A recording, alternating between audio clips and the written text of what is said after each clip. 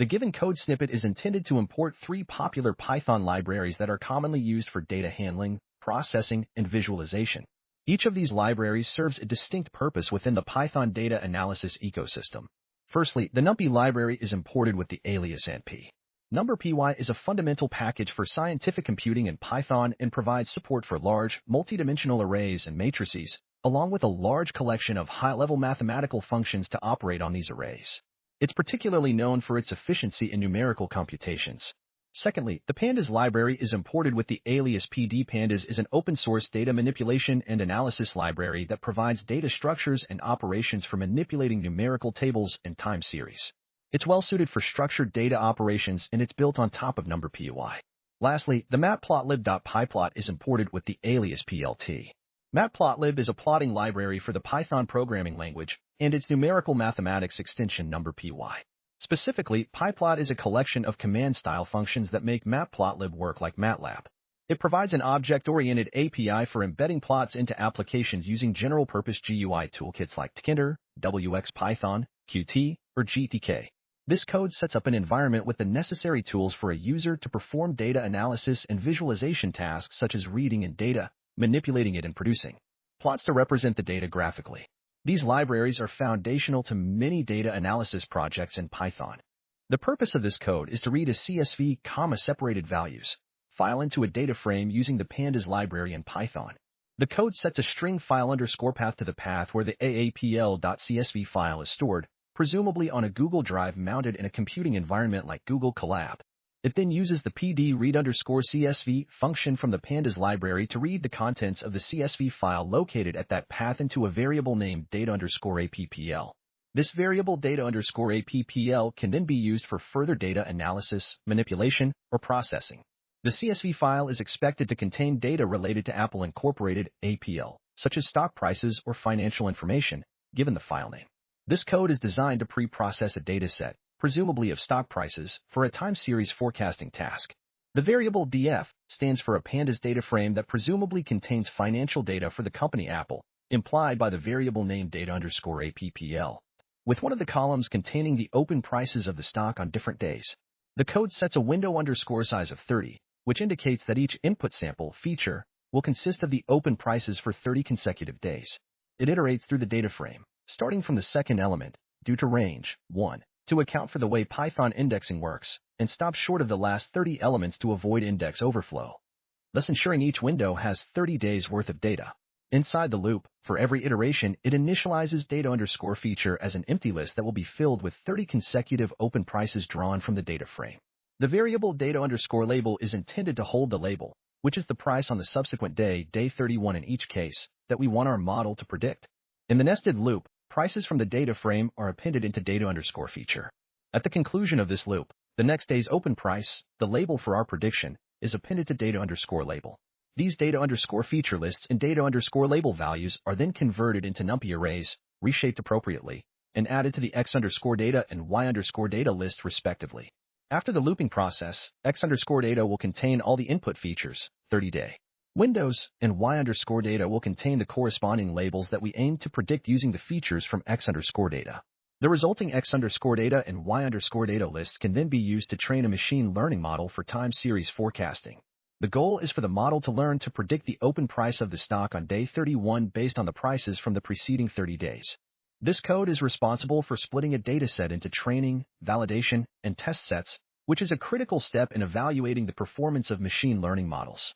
Initially, the train underscore test underscore split function from the sklearn.model underscore selection module is used twice to divide the data, where the data is not shuffled before splitting due to the time series nature of the dataset. Shuffle equals false. First, the data is split into training and test sets, allocating 20% of the data to the test set. Then, the training data is further split, with 20% of it going to create a validation set. After splitting, the data is converted to NumPy arrays, which allows for reshaping. These arrays are then reshaped to match the input requirements of a neural network, which apparently needs the data in a three-dimensional shape where one of the dimensions is a window underscore size and the last dimension is 1. This likely reflects a sequential input structure, e.g., one data point per time step in a sequence for the neural network. Finally, the code prints out the shapes of the training, validation, and test sets to confirm that they have been correctly partitioned and reshaped.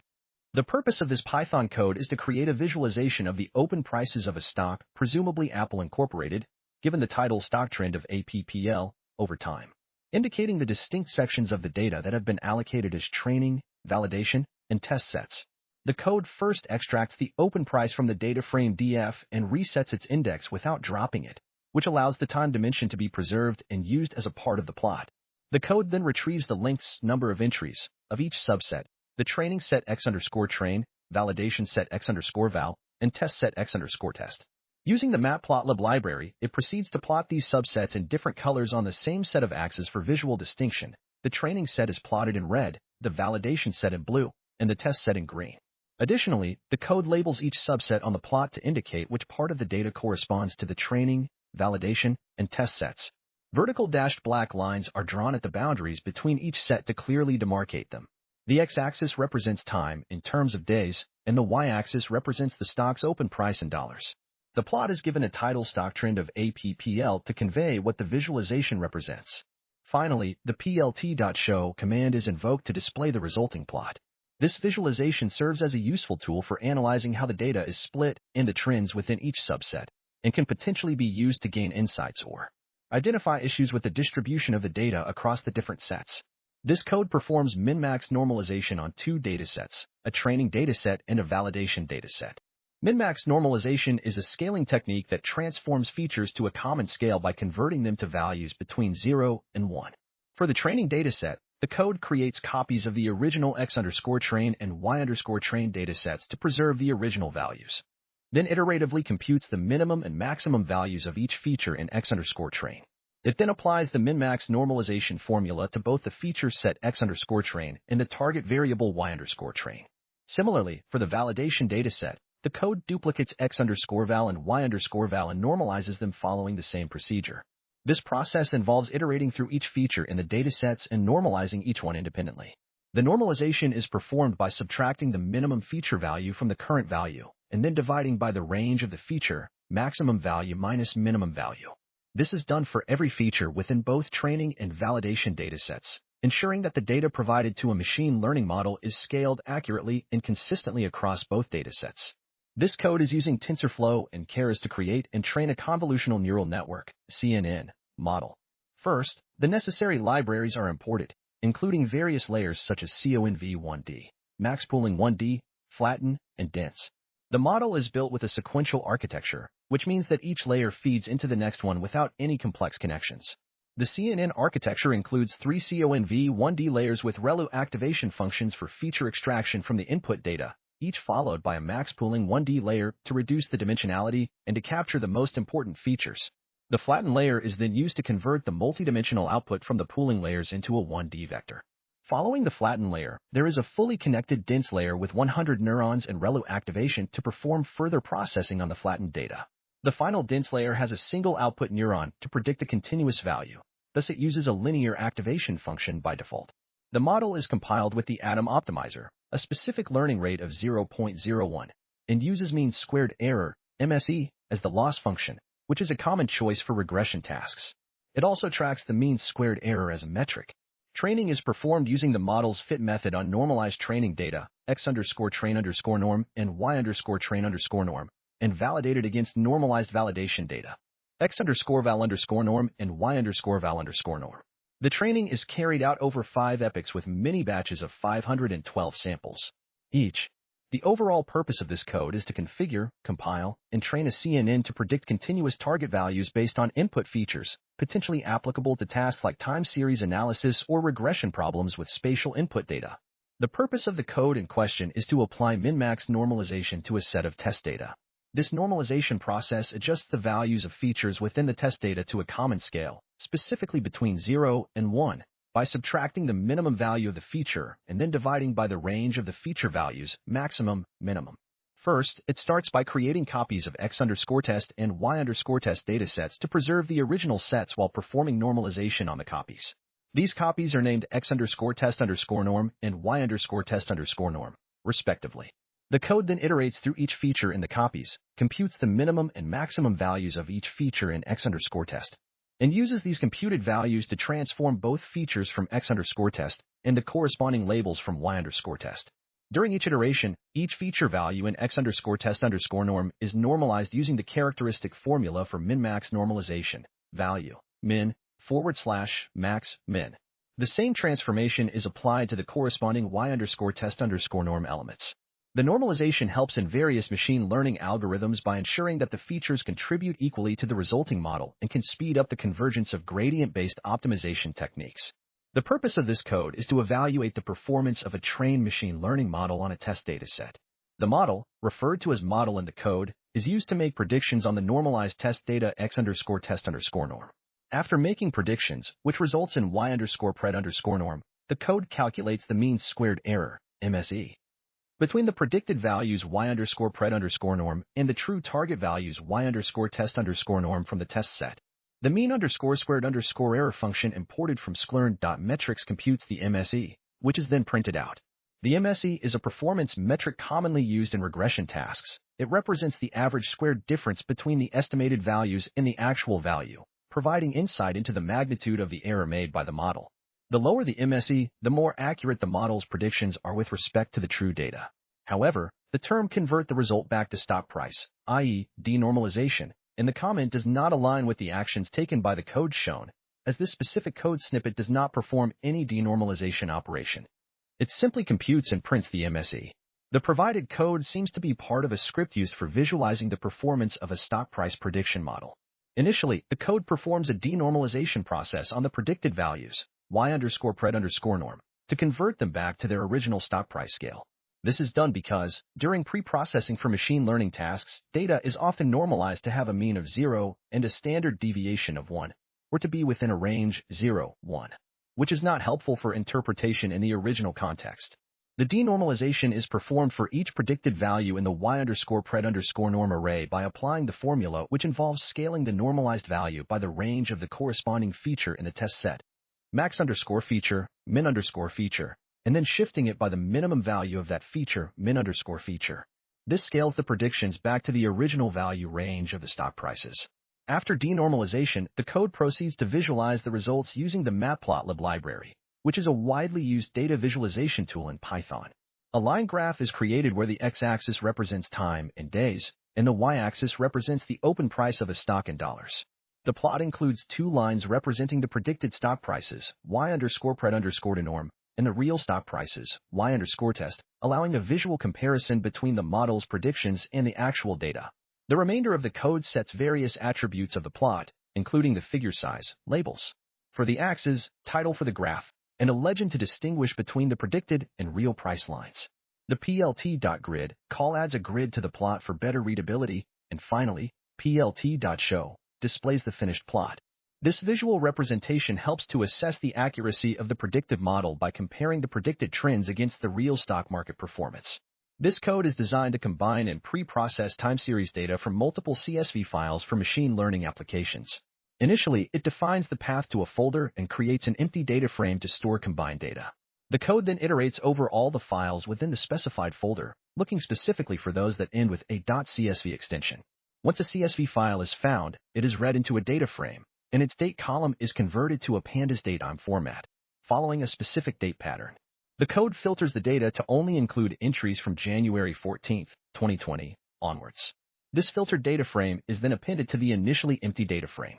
If the combined_data data frame is empty, it is simply replaced with the current data frame, but if it already contains data, the code merges the new data frame with the existing one on the date column using an outer join. After finishing the merging of CSV files, the code prints information about the combined data frame. It then resets the index of the data frame and removes a specific column named trading date from the data. Following this, the remaining data, excluding the date column, is normalized using the min-max scaler, which scales the feature data between 0 and 1. Finally, the code prepares the data for machine learning by creating windows of a specified size, 30 in this case. For each window, a set of input features, x, and a corresponding target variable, y, are created from the scaled time series data. These input features and target variables are converted into NumPy arrays for further processing, potentially to be used as inputs for a machine learning model such as a neural network. This code is used to split a dataset into training, validation, and test sets.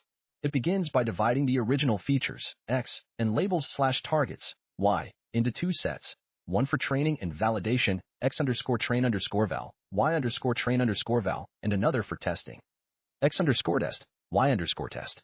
This initial split is done with 80% of the data allocated for training and validation, train underscore test underscore split with test underscore size equals 0.2, and the remaining 20% for testing. An important aspect of this split is that the data is not shuffled, meaning the split will preserve the original ordering of the dataset. Subsequently, the training and validation set is further divided into separate training x underscore train, y underscore train, and validation x underscore val, y underscore val sets. Again, using train underscore test underscore split, this time the split is within the 80% of data previously allocated for training and validation, where 20% of that subset is now being reallocated to the validation set. The result is that the overall distribution of data is 64% for training, 80% of 80%, 16% for validation, 20% of 80%, and 20% for testing. Finally, the code prints the shapes of the resulting x underscore train and y underscore test datasets, providing the user with a quick confirmation of the sizes of the training dataset, which will be used to fit/train the model, and the test dataset, which will be used to evaluate the model's performance. The fact that shuffling is turned off for both splits is significant if the dataset has some sort of temporal order or any other kind of sequential order that is important to preserve during model training and evaluation. This code defines, compiles, and trains a long short-term memory, LSTM, neural network using the Keras deep learning library.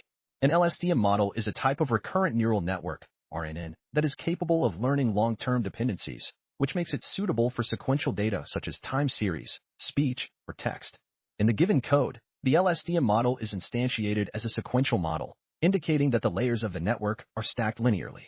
The model consists of a single LSTM layer with 64 units or neurons, and an input shape defined by window underscore size in the second dimension of x underscore train. Assuming x underscore train is a three-dimensional array where the second dimension is the number of features in the input data, it is followed by a dense, fully connected layer that outputs predictions with the size equal to the number of outputs present in y underscore train. This indicates that the model is likely being used for regression or multi-class classification where the output is a vector of continuous or discrete values. The model is compiled with the mean squared error, MSE, loss function, appropriate for regression tasks, and the Atom optimizer, a popular optimization algorithm commonly used in training deep neural networks. Finally, the code snippet trains the model on the provided x underscore train and y underscore train data for 50 epochs, with a batch size of 32. An epoch is a full pass over the entire training dataset, and smaller batch sizes typically allow for a better estimate of the gradient when updating weights but can take longer to train. Furthermore, during training, the validation underscore data parameter is set to include x underscore val and y underscore val, which are used to evaluate the model's performance after each epoch on data it has not been trained on, providing an estimate of how well the model generalizes to new, unseen data.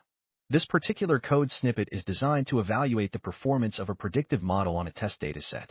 The model, which has already been trained on separate data, is used to make predictions on the feature data of the test set, x underscore test. Specifically, the model's predict method is used to generate these predictions. After the predictions have been made, the code computes the mean squared error, MSE, which is a common performance metric for regression tasks. The MSE is calculated using a function called mean underscore squared underscore error, which takes in two arguments, the true target values, y underscore test, and the predicted values, predictions. The code calculates the MSE for the third element in these arrays as indexed by 2, which seems to be chosen for illustrative purposes or debugging. Finally, it prints the predicted value and the actual value for the third example in the test set, again, indexed by 2, followed by the MSE for this particular test case. This output can help in understanding how well the model is doing for this specific instance, and the printed MSE gives a quantitative measure of the error between the predicted and actual values. This code is for post-processing and visualizing the results of a stock price prediction model, specifically for the opening price of Apple Incorporated APL. The code begins by reversing the scaling applied to the predicted and actual test stock prices. This step is necessary because the model likely used scaled data to train due to reasons such as improved numerical stability or performance. The function inverse underscore transform provided by the scaler is used to accomplish this, converting the data back to its original scale. After inverse scaling, a plot is created with a size of 16 by 8 inches and a resolution of 300 dots per inch DPI. The plot includes two lines representing the predicted stock prices and the actual stock prices, both of which appear to represent the opening price of Apple's stock on different days. The plot includes a title, labels for the x-axis and y-axis, and a grid for better readability. A legend is also included to distinguish the predicted prices from the actual prices. Finally, the plot is saved as an image file named applopenpriceprediction_plot.png within the TopTech folder on Google Drive. After saving the image, the plot is displayed on-screen using plt.show. The display of the plot can be used for analysis or presentation purposes, while the saved image file can be used for reporting or further analysis without the need to regenerate the plot. The purpose of this script is to process and prepare financial time series data for machine learning. The code performs the following operations. 1. It initiates by defining a path to a folder that contains CSV files. It sets up an empty pandas data frame to hold combined data from multiple files. 2. The script then iterates over each file in the specified folder and selects only those files which have a .csv extension. For each CSV file, it reads the contents into a pandas data frame, skipping the first column, which is presumed to be an unnamed column that probably arose due to a saved index. 3. It converts the trading date column into datetime objects and filters records, keeping only those with a trading date on or after January 14, 2020. 4. It then combines this filtered data frame with a combined_data data frame. On the first iteration, when combined_data is empty, it simply assigns the first data frame to it.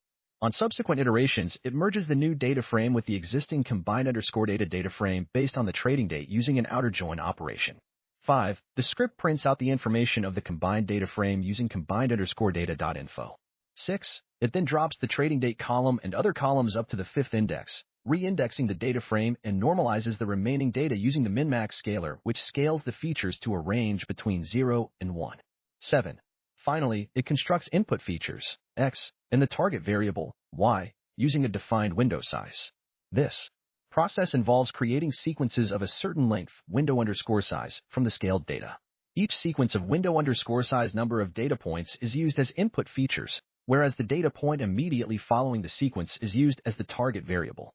This creates a set of inputs and targets suitable for time series forecasting or sequence prediction problems typically solved in machine learning. The resulting variables, x and y, are converted to NumPy arrays, ready to be used for training in a machine learning model. The provided code snippet is used for splitting a dataset into distinct subsets for the purposes of training, validating, and testing a machine learning model. First, the train_test_split function from a library such as scikit-learn is used to split the original features x and labels y into two sets, a combined training and validation set, x_train_val, y_train_val, and a test set, x_test, y_test. The test set is determined to be 20% of the original dataset. This is indicated by test_size equals 0.2. The parameter shuffle equals false specifies that the data should not be shuffled before splitting. Thus, the split preserves the original ordering.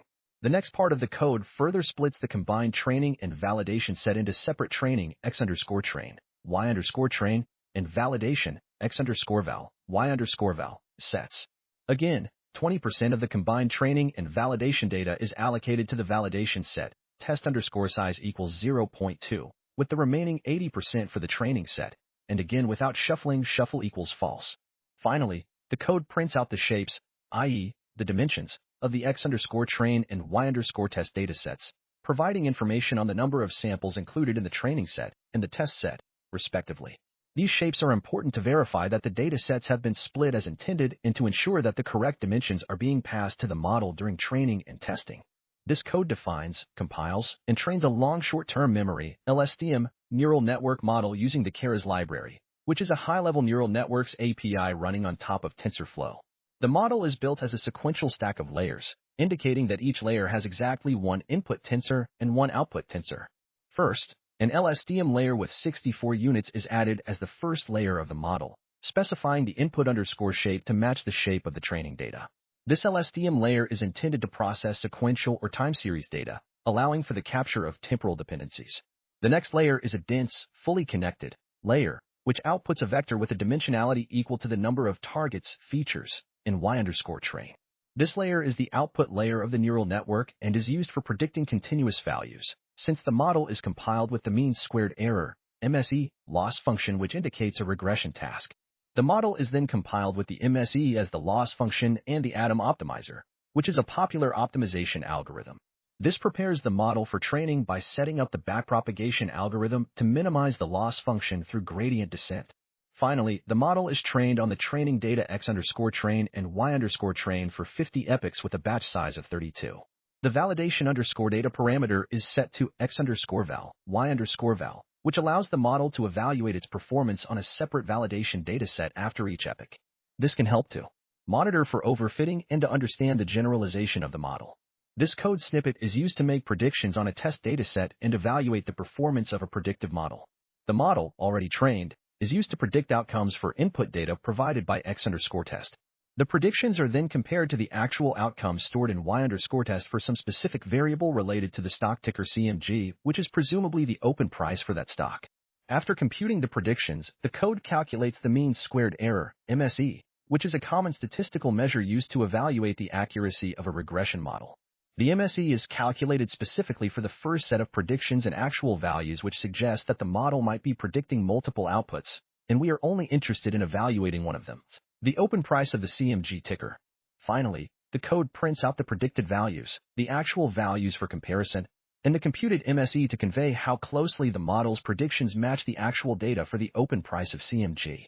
The lower the MSE, the more accurate the model's predictions are.